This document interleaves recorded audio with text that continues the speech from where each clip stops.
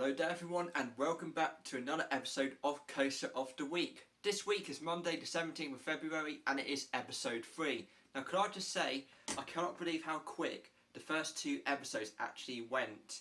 And every time I say this right, I always say to myself, I cannot believe it was actually 5 minutes ago since I last did that episode, because you know, time actually flies by nowadays, and it was so amazing that I actually managed to start Coaster of the Week. And can I just say big thanks to all of you out there for watching so far. And like I said, the series is going off to a nice start.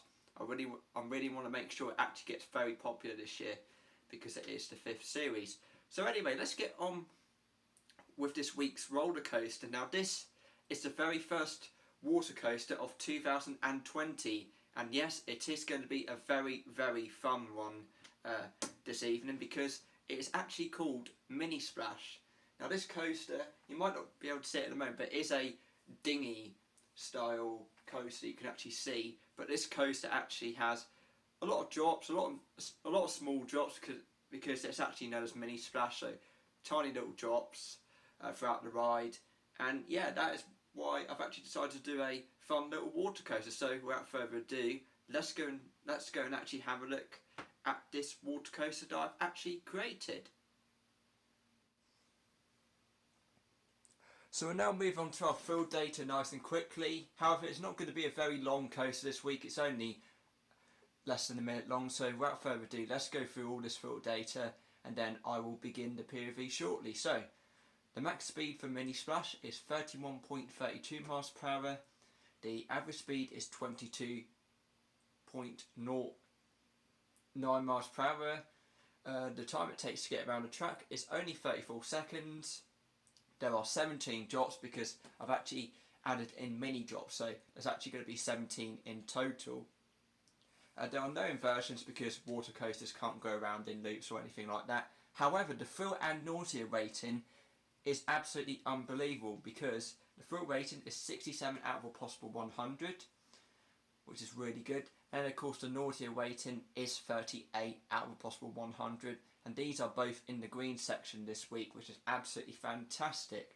And I'll just quickly give you a little bit of an idea of what the coaster looks like. You can actually see here, it's just drop after drop, along with the splash effects actually used as well.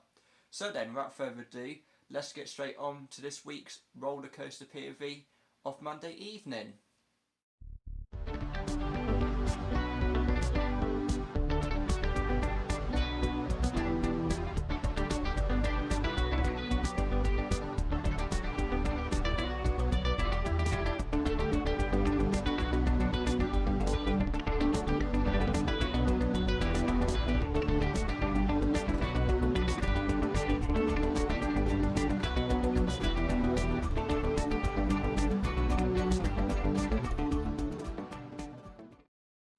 So there you go then, so that is the end of Monday's evening edition of Coaster of the Week. I hope you really enjoyed that little mini water coaster I've actually created.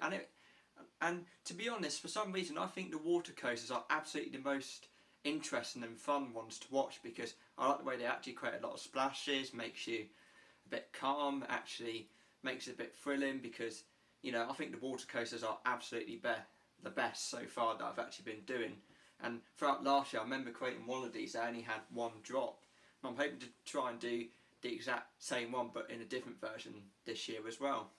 But, so there you go, so that's the end of episode 3. And like I said, the series is progressing very well, and I cannot wait to share even more episodes as the weeks go by. Like I said, I will be back on Friday evening at 6 o'clock, so remember, every single episode will be online on a Monday and Friday evening at 6 o'clock. For a brand new coaster each week.